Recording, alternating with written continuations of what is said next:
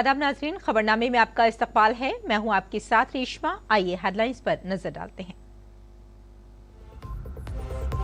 Delhi assembly इंतखाबात में दोपहर 3 बजे तक 46% से ज्यादा वोटिंग। सदर जमहूरिया द्रौपदी मुर्मू, नायब सदर जमहूरिया, CJI, लेफ्टिनेंट गवर्नर और कई दीगर शख्सियात ने डाला वोट। आप बीजेपी और कांग्रेस के दरमियान सहरुखी मुकाबला।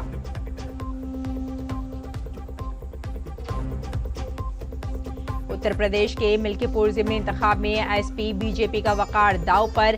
3 बजे तक 57% से ज्यादा वोटिंग दर्ज। तमिलनाडु के एरोड ईस्ट सीट पर भी 53% से ज्यादा हुई वोटिंग।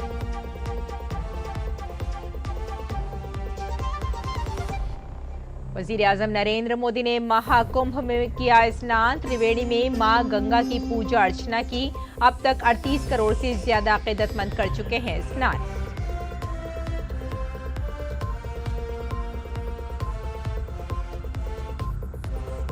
मरकजी वजीर दाखिला अमित शाह ने दिल्ली में जम्मू कश्मीर की सिक्योरिटी की सूरत हाल पर की जायजा मीटिंग।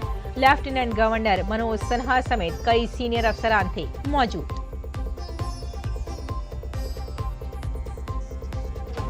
अरब ममालिक के साथ भारत के ताल्लुकात को मजबूत बनाने के लिए नई दिल्ली में भारत अरब यूनिवर्सिटियों के सुदूर की कॉन्फ्रेंस का इनेकाद।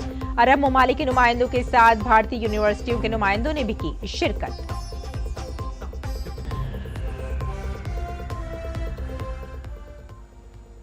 और आइए अब खबरों पर डालते हैं तफसील से नजर। दिल्ली असेंबली इंतखाबात के लिए पुरअमन वोटिंग जारी है। दिल्ली की तमाम 70 सीटों पर राय दहिंदगान अपने हक राय दही का इस्तेमाल कर रहे हैं। इलेक्शन कमीशन के मुताबिक दोपहर 3 बजे तक दिल्ली में 46% से ज्यादा वोटिंग रिकॉर्ड की गई। शुमाल मशरक़ी जिले में सबसे ज्यादा पोलिंग 52.73% रिकॉर्ड की गई, जबकि मुस्तफाबाद असेंबली हल्के में सबसे ज्यादा 56.12% पोलिंग रिकॉर्ड की गई। दिल्ली के तकरीबन 1.56 करोड़ वोटर 699 उम्मीदवारों की किस्मत का फैसला करेंगे।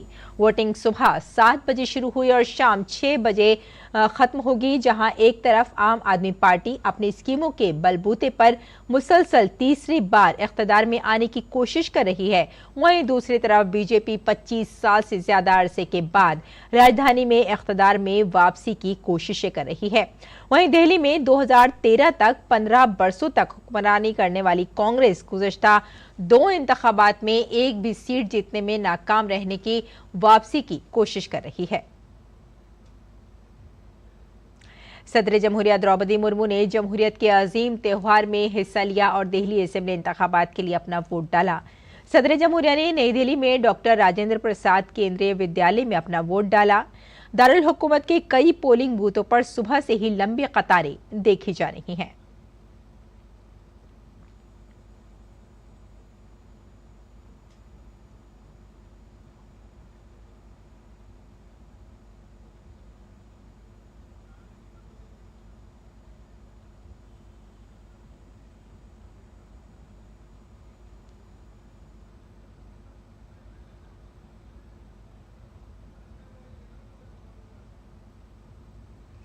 नायब सदर जमहूरिया जगदीप धनखड़ ने दिल्ली असेंबली इंतखाबात के लिए अपने हक राय दही का इस्तेमाल किया। नायब सदर जमहूरिया ने अपनी अहलिया सुदेश धनखड़ के साथ कतार में खड़े होकर जमहूरियत के इस अजीम त्योहार में हिस्सा लिया। उन्होंने तमाम वोटरों से अपील की कि वो अपने हक राय दही का इस्तेमाल करें। मतदान सब अधिकारों की जननी है। आज के दिन सभी को मेरी शुभकामनाएं और सभी को आह्वान करता हूं, अपने मत का दान अवश्य करें।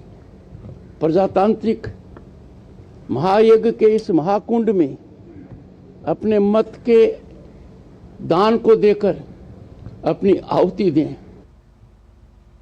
Chief election commissioner Rajiv Kumar ने कहा कि दिल्ली में तमाम मकामात पर पुरअमन वोटिंग जारी है। वोटरों की लंबी लंबी कतारें देखी जा रही हैं। उन्होंने सबसे वोट करने की अपील की। हर बूथ पे आपने देखा 4-5 कर्मी बैठे हुए हैं अंदर में, विभिन्न विभागों के हैं, बिल्कुल निष्पक्ष हैं।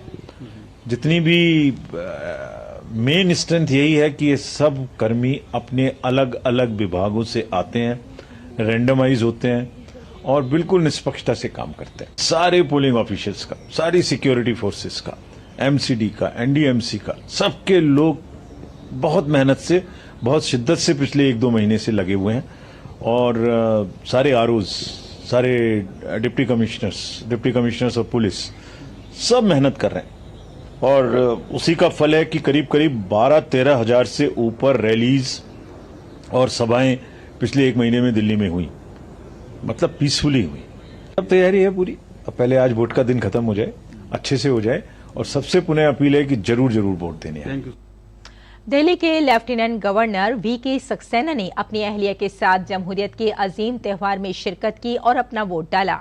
लेफ्टिनेंट गवर्नर ने वोटरों से बड़ी तादाद में वोट डालने की अपील की। लेफ्टिनेंट गवर्नर वीके सक्सेना ने राजनिवास मार्ग पर वाक़े सेंट जेवियर स्कूल में अपना वोट डाला। वोट डालने के बाद उन्होंने अपनी उंगली पर स्याही दिखाई। इस मौके पर उनकी अहलिया भी उनके साथ थीं। आज दिल्ली में विधानसभा के चुनाव हो रहे हैं। मैंने पहले भी अपील की थी कि लोग बढ़ चढ़कर इसमें वोट करें। जो फर्स्ट टाइम वोटर्स हैं उनसे भी अपील की थी कि वो भी वोट करें। ये लोकतंत्र का पर्व है। आप 5 साल के लिए अपनी बागडोर किसी को सौंपते हैं, तो इसलिए हर नागरिक जो वोटर है उसको वोट करना जरूरी है। मैं समझता हूं कि दिल्ली की जनता बढ़ चढ़कर वोट करेगी और अपनी सरकार चुनेगी। ये इसलिए भी जरूरी है कि आपके वोट से ही निर्धारित होता है कि आप क्या चाहते हैं अपनी सिटी में, अपनी स्टेट में। दिल्ली की वजीर आला और कालकाजी असेंबली सीट से आम आदमी पार्टी के उम्मीदवार आतिशी ने अपना वोट डाला।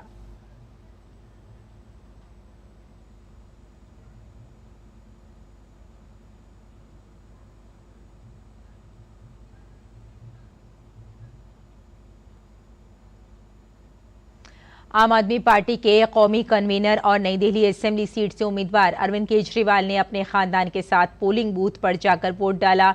वोट डालने के बाद केजरीवाल ने लोगों से अपील की कि वो दिल्ली की तरक्की के लिए अपने हक़ रायदही का इस्तेमाल करें।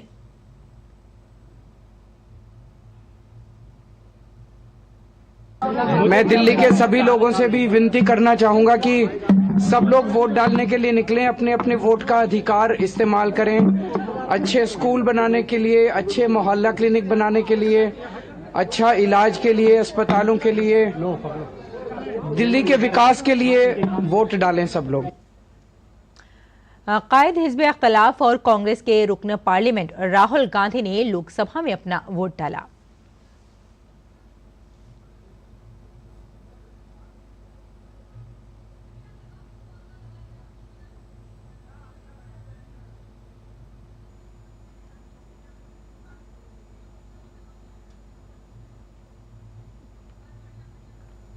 दिल्ली असेंबली इंतखाबात के पेश नज़र तमाम अजला में महफूज वोटिंग के लिए सख्त इंतजाम किए गए हैं। जनूबी जिले में एक कंट्रोल रूम कायम किया गया है जो 100% वेब कास्टिंग रूम के तौर पर कायम है। यहाँ पोलिंग स्टेशनों की हकीकी वक्त में निगरानी की जा रही है। इस कंट्रोल रूम से वोटिंग के अमल को मॉनिटर किया जा रहा है ताकि पोलिंग के पुरअमन इनाकात को यकीनी बनाया जा सके। पेश है डीडी के नुमाइंदे मुकेश शुक्ला की ये खुसूसी रिपोर्ट। दिल्ली विधानसभा चुनाव के लिए मतदान जारी है और इस समय हम साउथ डिस्ट्रिक्ट में हैं। हमारे साथ डिस्ट्रिक्ट मजिस्ट्रेट भी हैं और इनके जिम्मे इलेक्शन की भी जिम्मेदारी है डिस्ट्रिक्ट की। किस तरह से ये कंट्रोल रूम इन्होंने बनाया है, इसका क्या इंपॉर्टेंस है और कितना फायदा दे रहा है इस इलेक्शन में? We are having 5 assembly constitution south Delhi district. आज सारे पोलिंग स्टेशन में 100% वेबकास्टिंग है, बोथ इनसाइड एंड आउटसाइड। इसके अलावा जो पोलिंग स्टेशन मोर देन 5 एक लोकेशन पे उसमें हम पेरिफेरल वेबकास्टिंग भी किया है। अगर आप देखा जा सकता है, इधर से हम पोलिंग स्टाफ को देख सकते हैं वोटिंग एक टाइम कितने लोग क्यू में पोलिंग बूथ के अंदर है, एंड इधर आप देख सकते हैं क्यू में कितने लोग हैं। जैसे हमें कुछ अबनॉर्मलिटी लग रही है हम तुरंत प्रिसाइडिंग ऑफिसर को रीच आउट कर लेते हैं जो पोलिंग स्टेशन के अंदर है। कभी कभी ऐसा होता है कि हमें कंप्लेंट्स भी आती है, कई ईवीएम काम नहीं कर रहे हैं एंड ऑल, तो इधर से पहला चीज हम वेरीफाई कर लेते हैं देख के सच में ईवीएम काम कर रहे हैं, नहीं काम कर रहे तो from here will contact the sector officer, will also send the ECL engineer to see, and इधर से लाइव हम देख सकते हैं। वोट परसेंटेज बढ़ाने के लिए तो स्वीप प्रोग्राम सब कुछ किया आप लोगों ने, इससे फायदा होगा जो यहाँ से मॉनिटर हो रहा है? हाँ, यस, हाँ, इनफैक्ट हम जहाँ पे भी क्यू है पहले वोटर्स को हम इधर सुविधाएं through MCD we have set up, there also creches, and जहाँ अगर बहुत ज़्यादा भीड़ लग रही है हम तुरंत police officials, MCD and presiding officials वो सबके साथ उधर इंफॉर्मेशन पहुंचा रहे वोटिंग प्रोसेस थोड़ा स्पीड अप करने के लिए। इसके अलावा इस बार एक क्यू मैनेजमेंट ऐप वो भी सीईओ ऑफिस की तरफ से रिलीज किया गया है। सारे वोटर अगर जो भी पोलिंग स्टेशन जाना चाह रहे हैं पहले ही घर से बैठे बैठे देख सकते हैं कि उधर कितना क्यू है, कितने वेटिंग टाइम है। Accordingly they can come out and vote. Thankfully today the climate is very pleasant, तो we are expecting for a good voter turnout. इस बार आप लोगों ने ट्रांसजेंडर के लिए भी स्पेशल अरेंजमेंट किया, कुछ अच्छे वीडियोस आ रहे हैं। सीनियर सिटीजन्स को आपने होम वोटिंग की जो फैसिलिटी दी उसके भी अच्छे रिजल्ट्स हैं। एक अच्छा ये आप एडवांटेज मानते हैं इस इलेक्शंस के लिए? Yes, definitely. Home voting is given for 85% PWD voters, but in South Delhi district, many have chosen to come to polling station and vote. And ये अच्छा चीज़ है। सुबह अगर देखा जाए सबसे ज़्यादा लोग जो वोट किए हैं वो senior citizen and first time voters, which is a very happy thing. They're coming out to vote. We expect our polling figures to increase in the coming few hours. Thank you. Thank you so much. तो आपने देखा कि ये control room किस लिए important है और जिस तरह से यहाँ पर पूरी टीम काम कर रही है, हर एक चीज़ पर निगरानी है, चप्पे चप्पे पर निगरानी है। किसी भी तरह से कोई भी गलत एलिमेंट हो या कोई भी गड़बड़ी हो तो यहाँ से उसको तुरंत ही कंट्रोल किया जा सकता है। कैमरामैन एसपी दुबे के साथ मैं मुकेश शुक्ला, डीडी न्यूज़ दिल्ली। और अयोध्या की मिल्कीपुर सीट पर ज़िमनी इंतखाब के लिए आज वोटिंग हो रही है। मिल्कीपुर असेंबली हल्के के 414 बूथों पर सुबह 7 बजे से वोटिंग जारी है। दोपहर 1 बजे तक 44.59% वोटिंग हो चुकी है। ये सीट मिल्कीपुर असेंबली के एमएलए अवधेश प्रसाद के 2024 की लोकसभा इंतखाबात में एमपी मुंतखब होने के बाद खाली हुई थी, जिस पर आज इंतखाबात हो रहे हैं। मिल्कीपुर सीट पर बीजेपी का समाजवादी पार्टी से सीधा मुकाबला होगा। अयोध्या के मिल्कीपुर असेंबली हल्के में तकरीबन 3,70,000 वोटर्स हैं और इस बार ज़िमनी इंतखाब में यहां से 10 उम्मीदवार मैदान में हैं। समाजवादी पार्टी से अजीत प्रसाद और बीजेपी से चंद्रभान पासवान इंतखाबी मैदान में हैं। वहीं बीएसपी ने ज़िमनी इंतखाब लड़ने से इनकार कर दिया था, जो कि एक रिजर्व सीट है, लेकिन इसके रिवायती वोटरों का यहां जीत या हार में बड़ा रोल हो सकता है। इस सीट पर दलित वोटरों की बड़ी तादाद है और जिस तरफ उनका झुकाव रहा उसकी जीत तकरीबन यकीनी है। तमिलनाडु में इरोड ईस्ट असेंबली हल्के के ज़िमनी इंतखाब में वोटिंग जारी है। दोपहर 1 बजे तक 42.41% वोटिंग हुई। 53 मकामात पर 237 बूथ्स पर वोटिंग हो रही है। कुल 46 उम्मीदवार मैदान में हैं, जिनमें 44 आजाद उम्मीदवार भी शामिल हैं। डीएमके ने साबिक एमएलए वीसी चंद्र कुमार को मैदान में उतारा है, जबकि एमके सेठ लक्ष्मी एनटीके के तरफ से है और अहम अपोजिशन जमातों एआईएमडीएमके और बीजेपी ने ज़िमनी इंतखाब का बाइकआउट किया है और इंतखाबी मैदान में नहीं है। कांग्रेस एमएलए ईवीकेएस एलानिगोन की मौत की वजह से इस सीट पर ज़िमनी इंतखाब हो रहा है। तेलंगाना में जात पात की मर्दमशुमारी पर सियासत जारी है। अपोजिशन पार्टी भारत राष्ट्र समिति ने असेंबली में पेश करदा जात पात पर मबनी मर्दमशुमारी के अददशुमार को फर्जी करार देते हुए रियासत की कांग्रेस हुकूमत पर सख्त हमला किया है। बीआरएस के कारगुजार सदर केटी रामा रॉय ने सोशल मीडिया एक्स पर पोस्ट करदा एक तबसरे में कहा कि रेवंत रेड्डी हुकूमत के पास जात पात पर मबनी मर्दमशुमारी के मामले पर कोई वजाहत नहीं है और वो इस तारीख से भी वाकिफ नहीं है कि इसे रियासती कवानीन में पेश किया गया था। हुकूमत पर इस मामले पर यू टर्न लेने का इल्जाम लगाते हुए उन्होंने कहा कि अब जिम्मेदारी मरकज की है कि वो पसमानदा तबकात के लिए रिजर्वेशन में इजाफे को यकीनी बनाए। केटीआर ने इल्जाम लगाया कि हुकूमत पसमानदा तबकात को गुमराह कर रही है क्योंकि वो 42% रिजर्वेशन बिल के अपने वादे को पूरा करने में नाकाम है। बीआरएस के वर्किंग प्रेसिडेंट ने दावा किया कि हुकूमत ने कोई मानेखेज कानून साजी की कार्रवाई किए बगैर महज एक ऐलान किया है। साथ ही बीजेपी लीडरों ने भी कांग्रेस हुकूमत पर तनकीद की है और कहा है कि सिर्फ सियासी फायदे के लिए जात पात की मर्दमशुमारी की है।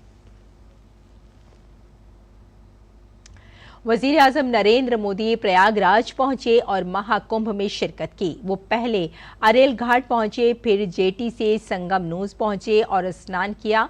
वो मां गंगा, यमुना, सरस्वती के संगम पर पहुंचे और अकीदत के साथ स्नान किया। इस दौरान वजीर आजम के हाथों में रुद्राक्ष की माला भी देखी गई, जिसके साथ उन्होंने नारा लगाया। इससे पहले साल 2019 में अर्ध कुंभ के दौरान वजीर आजम ने संगम में डुबकी भी लगाई थी। महाकुंभ के तीनों अमृत स्नान मुकम्मल हो चुके हैं। महाशिवरात्रि के दिन स्नान के बाद महाकुंभ खत्म होगा। इसके बाद 12 साल बाद वो मौका आएगा जब प्रयागराज में कुंभ का इनेकाद किया जाएगा।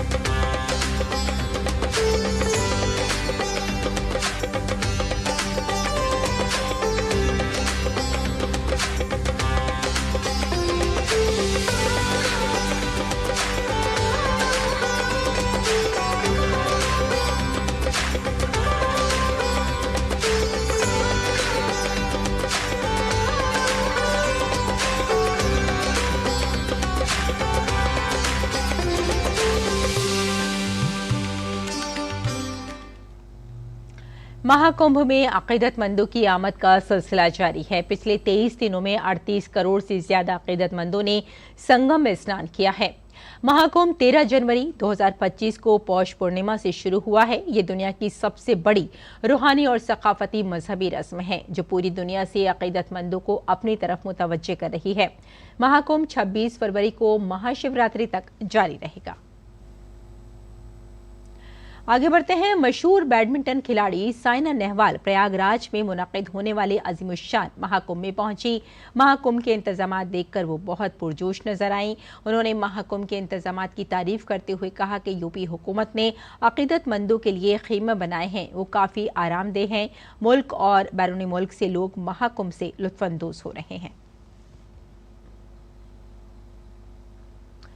और नाज़रीन, आपको बता दें कि दिल्ली असेंबली इंतखाबात में शाम 5 बजे तक 57.7% तक वोटिंग दर्ज की गई है, जबकि उत्तर प्रदेश के मिल्कीपुर में होने वाले ज़िमनी इंतखाबात में 65.5% वोटिंग दर्ज की गई है। इस वक्त की ये एक बड़ी खबर आ रही है और आपको बता दें कि शाम 5 बजे तक का ये हम आपको पूरा ब्यौरा बता रहे हैं। उत्तर प्रदेश के अयोध्या के मिल्कीपुर की बात की जाए तो 65.25% वहाँ पोलिंग हुई है और आज मिल्कीपुर असेंबली सीट पर भी पोलिंग थी। और तमिलनाडु ज़िमनी इंतखाबात की बात की जाए तो एरोड ईस्ट सीट पर 64.02% पोलिंग रिकॉर्ड की गई है और दिल्ली में शाम 5 बजे तक 57.70% पोलिंग रिकॉर्ड की गई है। और हमने आपको बता दिया है कि उत्तर प्रदेश के अयोध्या के मिल्कीपुर में 65.25% और एरोड ईस्ट में 64.02% पोलिंग रिकॉर्ड की गई है। ये शाम 5 बजे तक का आंकड़ा हमने आपको बता दिया है। फिलहाल आगे बढ़ते हैं। अरब ममालिक के साथ भारत के ताल्लुकात को मजबूत बनाने की कोशिश में वज़ारत ख़ारजा ने बुध को नई दिल्ली में हिंद अरब यूनिवर्सिटियों के सुदूर की एक कॉन्फ्रेंस का एहतमाम किया। इस कॉन्फ्रेंस में अरब ममालिक के साथ साथ भारतीय यूनिवर्सिटियों के नुमाइंदों ने भी शिरकत की। ये कॉन्फ्रेंस आला तालीम के शोबे में ख्यालात के तबादले के लिए एक अहम प्लेटफॉर्म फराहम करती है। खारजा उमूर के वज़ीर मुमलिकत कीर्ति वर्धन सिंह ने कॉन्फ्रेंस का इफ्तिताह किया और अरब ममालिक के नुमाइंदों की तवज्जो भारत और अरब ममालिक के दरमियान मजबूत ताउन के इम्कानात की तरफ मबसूल कराई। खासतौर पर आला तालीम के मैदान में भारत के अरब दुनिया के साथ मजबूत ताल्लुकात हैं और ये ताल्लुकात कदीम ज़माने से हैं। ओमान और सऊदी अरब से लेकर मिस्र, सूडान और इससे आगे के ममालिक में भारतीय सरमायाकारी नुमाया है। मरकजी वजीर दाखिला अमित शाह ने दिल्ली में जम्मू कश्मीर पर सिक्योरिटी जायजा मीटिंग की सदारत की। जम्मू कश्मीर के lieutenant governor Manoj Sinha, police के डायरेक्टर जनरल ननील प्रभात समेत कई सीनियर अफसरान मौजूद थे। मुलाकात में जम्मू कश्मीर की ताज़ा तरीन सूरत हाल पर तबादला ख्याल किया गया। मरकजी वजीर अश्वनी वैष्णव ने एक्स पोस्ट के जरिए पिछली दहाई में भारत में मोबाइल और इलेक्ट्रॉनिक्स मैन्युफैक्चरिंग सेक्टर में होने वाली तब्दीलियों के बारे में मालूमात शेयर की। उन्होंने कहा कि 2014 में सिर्फ 2 मोबाइल मैन्युफैक्चरिंग यूनिट्स थे, जो अब बढ़कर 300 से जायद हो चुके हैं। मोबाइल फोन मैन्युफैक्चरिंग की कीमत 2014 में 18,900 करोड़ रुपए थी, जो 2024 में 4,22,000 करोड़ रुपए तक पहुंच गई है। भारत अब 1,29,000 करोड़ रुपए से ज्यादा के मोबाइल फोन पर बरामद कर रहा है। इस शोबे में 12 लाख से ज्यादा बिलवास्ता और बिलावास्ता मुलाजमतें पैदा हुई हैं। मेक इन इंडिया के तहत बहुत से मोबाइल पुर्जे और जेली असेंबली भारत में तैयार की जा रही है। इसके साथ हुकूमत सेमी कंडक्टर और चिप मैन्युफैक्चरिंग पर भी तवज्जो दे रही है। मेक इन इंडिया प्रोग्राम खुद इन्हिसारी और पैदावार को फरोग दे रहा है, जिससे रोजगार के मौके पैदा हो रहे हैं।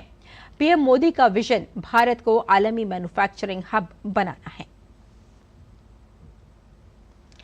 मरकजी हुकूमत की तरफ से 2015 में शुरू की गई सखी वन स्टॉप सेंटर की सहूलत हिमाचल प्रदेश की मुतासिरा खवातीन के लिए नेमत साबित हो रही है। मुल्क भर में इस मंसूबे के तहत 722 मराकज खोले गए हैं, जिनमें से हिमाचल के 12 जिलों में कायम 12 मराकज पर काम जारी है। खवातीन और अतफाल की वजारत की तरफ से इन सेंटरों पर मुतासिरा खवातीन को मदद फराहम की जा रही है। देखिए ये रिपोर्ट। मरकजी हुकूमत के जरिए खवातीन की हिफाजत और मदद के लिए चल रहा है सखी वन स्टॉप सेंटर। रियासत में ये सेंटर तशद्दुद की मुतासिरा खवातीन के लिए भी एक तोहफा साबित हो रहे हैं। मुल्क के हर जिले में मरकजी हुकूमत की इस स्कीम के तहत वन स्टॉप सेंटर्स खोले गए हैं। इन मराकज में किसी भी किस्म के जुल्म का शिकार खवातीन एक ही छत तले तमाम सहूलियात से मुस्तफीज हो रही हैं। केंद्र सरकार द्वारा देश की बेटी, देश की महिलाओं के लिए कई योजनाएं चलाई गई हैं। उन्हीं योजनाओं में से एक है वन स्टॉप सेंटर यानी सखी योजना। इस योजना के तहत पूरे देश में अब तक 722 के करीब जो है शेल्टर्स खोले गए हैं और इसमें कोशिश की गई है कि प्रत्येक राज्य के प्रत्येक जिले में ये सेंटर्स खोले जाएं। हिमाचल प्रदेश में भी 12 जिलों में 12 सेंटर्स खोले गए हैं और इन सेंटर्स की खास बात यह है कि इन सेंटर्स में एक ही छत के नीचे 5 सुविधाएं जो है वो पीड़ित महिला, पीड़ित लड़की, पीड़ित बेटी को दी जाती हैं। ये 5 जो सहायता हैं वो है मनोवैज्ञानिक परामर्श, सामाजिक परामर्श, कोई भी कानूनी सलाह अगर पीड़ित को चाहिए वो, पुलिस विभाग द्वारा की जाने वाली सहायता और टेम्परेरी आश्रय। इस तरह की तमाम सुविधाएं जो है पीड़ित महिलाओं को एक ही जगह पर मिल जाती है। आज इस रिपोर्ट में जानेंगे कि हिमाचल प्रदेश में अब तक कितने जो केसेस है वो आए हैं और किस तरह से ये शेल्टर्स काम कर रहे हैं। वन स्टॉप केंद्र से अब तक कई खवातीन को इंसाफ और महफूज मुस्तकबिल की राह मिल चुकी है। इन मराकज में मुतासिरा खवातीन को रोशन मुस्तकबिल की गारंटी दी जाती है। खवातीन और अतफाल की तरक्की की जिला मजिस्ट्रेट ममता पाल ने बताया कि मरकजी हुकूमत की इस स्कीम के तहत रियासत में बेहतर नताइज सामने आए हैं। कोई भी महिला अगर किसी को डोमेस्टिक वायलेंस किसी के अगेंस्ट हो रहा है या किसी भी अन्य रूप में उसे पीड़ित किया जा रहा है, उसके साथ घर पे दुर्व्यवहार हो रहा है या समाज के द्वारा उसे नकारा जा रहा है, तो इस तरह की महिलाओं के लिए जो एक सिंगल हम कहेंगे प्लेटफॉर्म है जहाँ पे उसकी हर तरह की जो प्रॉब्लम्स हैं, इश्यूज़ हैं, उनके लिए सल्यूशन जो है वो सखी वन स्टॉप सेंटर के माध्यम से उनको दिया जाता है। शिमला के मशोबरा में चल रहे वन स्टॉप सेंटर की सेंटर मैनेजर भावना कौशल ने बताया कि हिमाचल में तकरीबन 3,500 मामले अब तक इस स्कीम के तहत दर्ज किए जा चुके हैं। उनका कहना है कि उनका मकसद खवातीन और बेटियों को तहफ़्फ़ुज़ फराहम करना है और हर मुमकिन इमदाद देना है। वुमेन हेल्पलाइन के थ्रू भी कॉल्स आती है और खुद भी हमारे पास केसेस आते हैं, तो उसके बाद महिलाओं का ये कहना है कि थोड़ा हमारे को मतलब सुरक्षित महसूस हो रहा है। तो कभी हम उन्हें पुलिस वालों के थ्रू, जैसे भी उनको ज़रूरत पड़ती है पुलिस वालों के थ्रू या मेडिकल फैसिलिटी, शेल्टर की फैसिलिटी या काउंसलिंग के थ्रू, जो भी उनका डिप्रेशन है या कुछ भी है उसको हम उनको काउंसलिंग के through. Bureau report, DD news Urdu खबरें। और लीबिया के बेनगाजी में कई हफ्तों से फंसे हुए 18 भारतीय शहरियों को भारतीय सिफारत खाने की मदद से आज भारत वापस लाया जाएगा। ये लोग काम के सिलसिले में लीबिया गए थे। इस मामले में भारतीय सिफारत खाने ने मुकामी अफसरान के साथ मिलकर जरूरी इजाजतों और सफरी दस्तावेजात का बंदोबस्त करने में उनकी मदद की। वजारत खारजा के तर्जुमान रणधीर जायसवाल ने सोशल मीडिया प्लेटफॉर्म एक्स पर पोस्ट करते हुए यह इत्तला दी थी कि भारतीय सिफारत खाना इस मामले की समाअत तक लीबिया के साथ मुसलसल राब्ते में था। वजारत खारजा ने लीबिया के अफसरान के ताउन और हिमायत के लिए उनका शुक्रिया अदा किया और कहा कि हुकूमत बैरून मुल्क मुकीम तमाम भारतीयों की हिफाजत और बहबूद के लिए पाबंद अहद है। तो नाज़रीन, खबरनामे में फिलहाल इतना ही। इजाजत दें। आदाब।